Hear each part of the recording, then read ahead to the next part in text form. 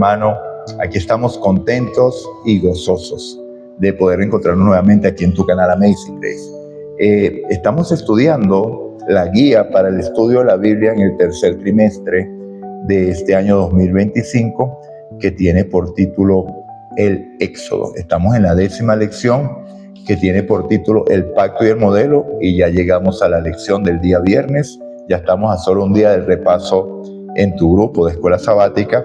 Espero que hayas profundizado y hayas aprendido para que lleves todas estas ideas y entre los hermanos puedan recoger y tener un aprendizaje profundo de las Escrituras y de lo que Dios quiso enseñarnos en este libro de Éxodo. Entonces, mis hermanos, para estudiar y meditar, viernes 5 de septiembre. Entonces, para iniciar, vamos a orar. Oh Señor Dios y Padre nuestro que estás en el cielo, toda honra, toda gloria y toda alabanza sea para ti. Te damos las gracias, Padre, por este día. Gracias por tu palabra. Gracias por la conducción que nos has dado y gracias por tu amor. Te pedimos perdón por nuestros pecados y que nos limpies de toda maldad, mi Dios. Tú eres el Dios poderoso, tú eres Jehová, el que nos santifica y nos ha dado señal distintiva para que indica ese proceder. Así que ayúdanos, Señor. Guárdanos y guíanos con tu bendición. Danos tu Santo Espíritu para que pueda instruirnos Él en esta noche. Lo decimos en el nombre de Jesús. Amén y amén. Bueno, mis hermanos, para estudiar a meditar. En la lección se leen unas citas que se encuentran en el capítulo 30 del libro Patriarcas y Profetas, que tiene por título El Tabernáculo y sus servicios. En el día miércoles hice la lectura de este primer párrafo porque me pareció interesante. Y dice así: el tabernáculo era un lugar especial donde se realizaba la expiación por los pecados confesados por el pueblo. ¿Los pecados qué? Confesados. O sea, ¿qué quiere decir esto? Que si había un israelita que no confesaba el pecado, ese pecado ¿dónde quedaba? Quedaba en él. No era llevado al santuario y por lo tanto no recibía expiación o purificación por ese pecado. Entonces hay un solo lugar donde pueden estar los pecados, amados. O están en el santuario o están en usted. Si usted no los confiesa y se aparta, no alcanzará misericordia, como dice el proverbio, que bienaventurados los que confiesan sus pecados y se apartan porque alcanzarán misericordia, ¿cierto? Ok. Confesado por el pueblo. Era el lugar donde todo el plan de salvación había sido revelado con considerable detalle a los hijos de Israel mientras estaban en el desierto. Allí se enseñaba la justificación, la santificación y el juicio. Todos los sacrificios de animales apuntaban a la muerte de Jesús, al perdón de los pecados y finalmente la eliminación de estos. La ley de Dios, la norma de justicia, estaba además junto a los sacrificios. Cuando nosotros leemos el capítulo 2 de Santiago, es una clara referencia porque dice, como los que hemos de ser juzgados por la ley de la libertad. Entonces, para que no quede duda, él ya ha explicado que dice que si guardamos todos los mandamientos, pero ofendemos en un punto, nos hacemos culpables de todos, porque el mismo que dijo, no matarás, también dijo, no cometerás adulterio. Entonces, ¿a qué se refiere? A las 10 palabras, a los 10 preceptos. Esa es la norma del juicio. Así lo quieras negar, así tú pienses que estamos siguiendo una nueva ley, que es la ley de Cristo, que eso no existe en la Biblia, eso te lo han enseñado los hombres, es una tradición que se introdució en la iglesia y es parte del vino de Babilonia, el cual has bebido, déjame decírtelo, únicamente la norma del juicio son sus 10 palabras, porque esa es la norma que representa su carácter. Y recuerde que Dios está empeñado en reproducir su carácter en nosotros y por eso es que dio estos 10 preceptos, 10 mandamientos, 10 palabras, 10 promesas. Cuando pide, habilita. Cuando habilita, capacita. Entonces, no pasamos por ninguna tentación que no sea humana, porque Dios es fiel y no dejará que seas tentado más de lo que podáis soportar. Así que con la tentación también Él provee la salida. Entonces, Dios se encarga de que su obra se lleve a cabo. ¿Por qué? Lo leímos el día martes cuando leímos el poder para obedecer, que esa lección, amado, atesórela en su corazón. Porque el poder para obedecer es el que lo capacita a usted para que Dios termine la obra que empezó. El que inició la buena obra la terminará hasta el día de Jesucristo. Pero si usted se opone a la obra de Dios, Dios no lo va a hacer. No porque no pueda. Dios podría forzarlo a usted tranquilamente y hacer lo que usted obedezca a la fuerza. Pero Dios no lo va a hacer.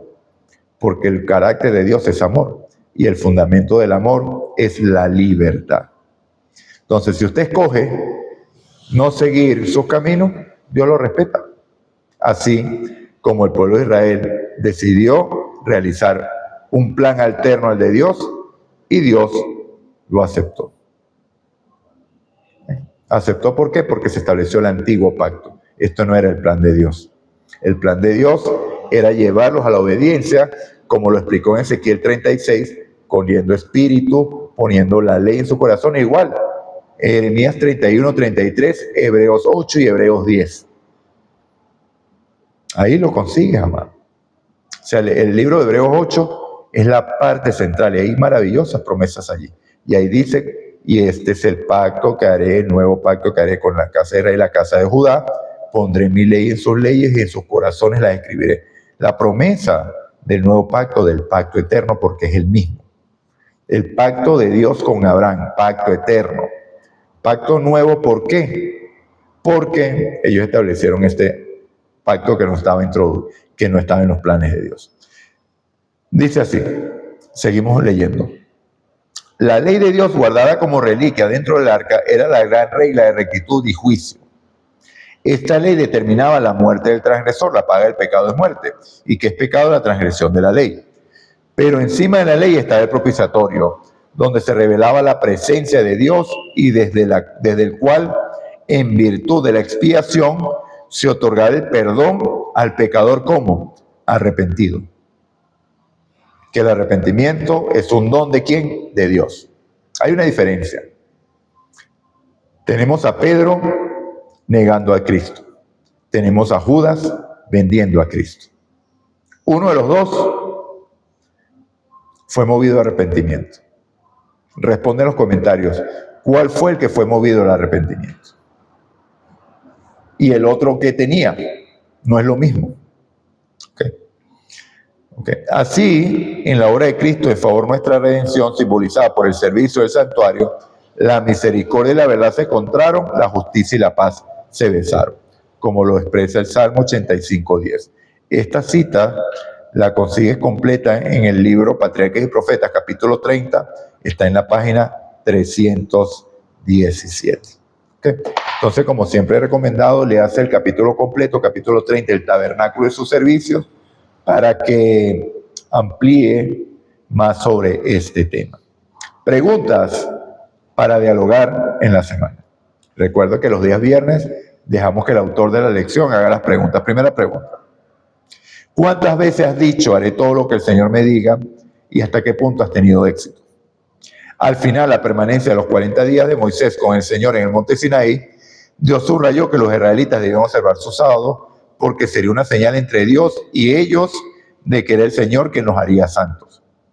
Entonces, ¿por qué te empeñas en seguir repitiendo esas palabras vacías? O esta otra que es muy moderna y muy utilizada aún en nuestro círculo. Hagamos un pacto con Dios, mi hermano. Que su palabra sea sí, sí o no, no. Porque el más de esto le es pecado y le es ocasión de caer. No establezca pactos con Dios que usted no pueda cumplir. Mira, Señor, si tú me haces esto, te lo digo, que ahora sí voy a hacer esto. Eso no funciona, amado. Y Dios no pide que usted haga eso. Dios lo único que pide es que usted escuche su voz, lea su palabra, la crea, para que Él pueda hacer esta palabra, palabra de vida, en su corazón. Y su vida sea un testimonio de la obra del Señor. Eso es lo único que Dios pide. Dios no te pide que te vayas arrodillando desde donde estés hasta Roma. Dios no te pide que te vistas de moradito en, en la Semana Mayor. Dios no te pide que hagas vanas repeticiones de oraciones. Dios te pide que hables con Él y que dejes que Él te hable a ti a través de su palabra. Eso es lo que Él te pide. Y el resultado va a ser una vida de santidad y obediencia y testimonio. Porque van a decir, Juan, Felipe, Justo, Andrés, Walter, es cristiano. Porque él no se comporta como las otras personas que están a su alrededor. Y fíjate que lo ven y se burlan de él, y él mantiene la compostura. El que dice que es de él debe andar como él anduvo. Primera de Juan, capítulo 2, versículo 6. Segunda pregunta. Al final de la permanencia de 40 días de Moisés con el Señor en el monte Sinaí, Dios subrayó que los israelitas debían observar su sábado, porque sería una señal entre Dios y ellos de que era el Señor quien los haría santos. ¿Qué papel desempeña la santidad y la santificación en la observancia del sábado? Muy buena pregunta. ¿Okay? Muy buena pregunta. Espero que la responda en la caja de comentarios. Vamos a tratar de responder esta pregunta. Dado que fuera señal de que Dios es que lo santifica, entonces, ¿qué papel juega el sábado hoy? Debes guardarlo. Porque si Dios te está santificando, vas a entender que Él es el creador, primeramente. Segundo, que Él es tu redentor. Tercero, que Él es el que te santifica. Y cuarta, que esa es la señal de que ese proceso se está llevando a cabo. Si tienes otra respuesta, compártela en los comentarios. Tercera pregunta. El Señor quería que los israelitas hicieran un santuario para habitar entre ellos. Cuán fascinante es el hecho de que ese lugar fuera el centro de la salvación para Israel. Fue allí, en ese santuario, donde Dios habitó en medio de su pueblo y donde el plan de salvación fue revelado mediante tipos y sombras. ¿Qué nos dice esto acerca de nuestra total dependencia de Dios para la salvación? Maravilloso. Dios quiere habitar en medio de su pueblo, pero su pueblo no es un lugar físico. Dios quiere habitar en ti, Dios quiere habitar en mí, por medio de su Santo Espíritu. Y así Él, cumpliéndose Ezequiel 36, como lo leímos, quitará el corazón de piedra, pondrá un corazón de carne y pondrá espíritu y hará que andemos en sus estatutos, en sus preceptos, y lo pongamos por obra. Y así vuestro Padre sea glorificado cuando vean vuestras obras delante de los hombres. Y así las naciones donde fueron esparcidos verán cuando Dios santifique su nombre en medio de vosotros. Maravillosas promesas, amados. Créale a Dios. Creámosle a Dios. Es Él. Es su obra. No es la tuya, no es la mía. Cuarta pregunta. ¿Qué significa el hecho de que todos los pecados del pueblo de Dios eran llevados al santuario? A la casa de Dios, perdón. A la casa de Dios por medio de la sangre de los animales sacrificados. ¿Cómo refleja esta asombrosa verdad, aunque sea vagamente, lo que Jesús hizo en la cruz por nosotros y lo que está haciendo ahora en nuestro favor en el santuario celestial? ¿Dónde está Cristo en este momento? Allá. Pero como leemos que tenemos tal sumo sacerdote que está sentado a la diestra de la majestad en los cielos, generalmente la gente piensa que está estático ahí sentado, simplemente volteando a los lados, viendo cómo pasan las cosas, viendo cómo Pedro pecó, viendo cómo Juan cayó otra vez en el mismo pecado, viendo cómo Tomás mintió, viendo cómo nuestra fe es probada. Pero no, mi amado. El santuario terrenal era un tipo y el ministerio que se lleva a cabo allí, que se llevaba a cabo allí, es el reflejo de la obra de Cristo en el santuario celestial. Entonces, si había un proceso para llevar a cabo la expiación y la purificación en el santuario terrenal, ¿acaso no lo va a ver en el santuario celestial? Por supuesto que sí. Entonces vemos que Cristo murió en el atrio exterior como cordero. ¿Okay? No en el atrio exterior literal, porque seguramente va a salir alguien diciendo, pero Cristo no murió en el atrio exterior. No. O sea, el atrio exterior del santuario celestial es este mundo. Cristo vino a morir en este mundo como un cordero. Entonces ahí está representado. ¿Okay? Luego empieza a ser expiación por nosotros. ¿Qué expiación? Perdón. La sangre del cordero era derramada, era recogida, era colocada en los cuernos del altar del sacrificio, ¿verdad? Y luego era llevada adentro en el lugar santo del santuario terrenal y esa sangre era esparcida, que representa estar llenos del poder de Cristo para la transformación, obteniendo el perdón de los pecados. ¿Okay? La sangre derramada significa la muerte del pecador y la vida de Cristo, porque recuerden que en la sangre está la vida. Entonces, cuando la sangre es derramada, representa la muerte suya y mía, la muerte de Cristo en lugar suyo y mío, el cual le da expiación, la sustitución, la muerte vicaria de Cristo, ¿cierto? Pero ahora la sangre impartida representa la vida de Cristo que es dada a usted. Y esa obra se lleva a cabo en el ministerio del santuario. Entonces se expresa la justificación y la santificación. Pero finalmente esto no soluciona el problema del pecado, porque ahora el pecado permanece en el santuario y es quitado una vez al año cuando el santuario es purificado. Es limpiado totalmente y el pecado deja de existir. Eso es en lo que Cristo está empeñado hoy, en la purificación del santuario, que es este santuario que está aquí. Mi corazón, llevándote a la perfección, como lo explica el libro de Hebreos.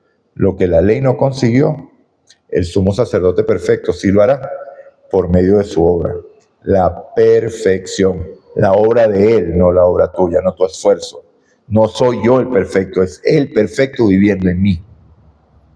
Ezequiel 36. Entonces, aplicación a la vida. Después de que Salomón construyó el templo, Dios le dijo, y si mi pueblo que lleva mi nombre se humilla y ora, si busca mi rostro y se convierte en sus malos caminos, entonces oiré de los cielos, perdonaré sus pecados y sanaré su tierra. Eso lo vemos en 2 de Crónicas, capítulo 7, versículo 14. ¿Cómo podemos aplicar y practicar cuidadosamente este consejo divino como comunidad de fe? Bueno, esto es tremendo, amado. Porque fíjense lo que dice el versículo. Si mi pueblo que lleva mi nombre se humilla y ora con buscar en mi rostro, confiesa los pecados. ¿Ok?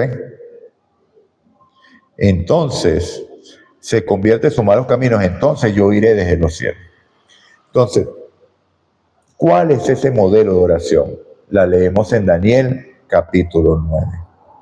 Como pueblo, mi amado, hemos pecado. ¿Por qué? Como pueblo fallamos porque Cristo ya hubiera deseado venir. En 1888 fue dado un preciosísimo mensaje por medio de los pastores Jones y Waggoner. Revela la hermana White que ese mensaje era el que iba a alumbrar a la tierra con su gloria porque iba a manifestarse el carácter de Dios. Pero ¿qué pasó con ese mensaje? Tristemente la hermana White en ese tiempo estaba gozosa porque sentía que muy pronto íbamos a ser trasladados al cielo, o iban a ser ellos que eran los que estaban vivos. Pero cuando el mensaje fue rechazado, dijo, estaremos en este lúgubre y oscuro mundo mucho tiempo más. Hemos pecado, le hemos fallado a Dios. Debemos reconocer nuestro pecado, humillarnos y reconocer esto y clamar a Dios y volvernos a nuestros malos caminos de la incredulidad. El Cades Barnea del Adventismo, 1888. Al borde de la eternidad, creyeron a los espías, a los 10 espías y no a los 2 enviados del Señor. Lea Daniel 9 para que vea el tipo de la oración. Daniel, no hay pecado registrado de Daniel en la Biblia, pero sabemos que no hay hombre que no peque, ¿cierto? Pero Daniel no participa realmente en los pecados de estos porque Daniel, desde el momento que llegó a Babilonia, glorificó a Dios. Eso es lo que revela la Biblia. Yo estoy hablando de la Biblia. Que tan así que en el capítulo 6 vemos que tuvieron que engañar al rey para poder entrampar a Daniel, porque no había cosa alguna en la cual pudieran hacerlo caer, sino las cosas de su Dios, impidiéndole la oración. Pero Daniel se contó entre los pecadores porque dijo, hemos pecado contra el cielo, hemos pecado contra ti. Te hemos fallado, Señor. Si como pueblo hacemos esa oración, grandes cosas vienen. Y grandes cosas van a pasar porque Dios está preparando un pueblo. Ya. No mañana, no a futuro. Ya. ¿Ok? Segunda pregunta. ¿Qué obstaculiza nuestras oraciones impidiendo que Dios escuche y responda a nuestros pedidos de ayuda? Hay un solo pecado que nos separa de Dios. Y es la incredulidad. Cuando eres incrédulo cometes pecado y el pecado te separa de Dios. Pero ¿cómo orar sobre un punto que no creo? ¿Cómo pedirle al Señor santidad cuando creo que no lo puede lograr? Porque estamos en una naturaleza pecaminosa y vamos a seguir pecando hasta que Cristo venga. Y decir que ese pecado puede ser vencido para muchos es herejía. Y hasta satánico, dice. Cuidado con el pecado imperdonable cuando hacen ese tipo de comentarios. Tercera, ¿cómo renovamos el pacto de amor con el Señor durante la cena del Señor? ¿Necesitamos una ceremonia especial para hacerlo? Bueno, para empezar, nosotros no renovamos ningún pacto con el Señor. Porque nosotros no podemos pactar con Dios, porque nosotros no somos iguales a Él.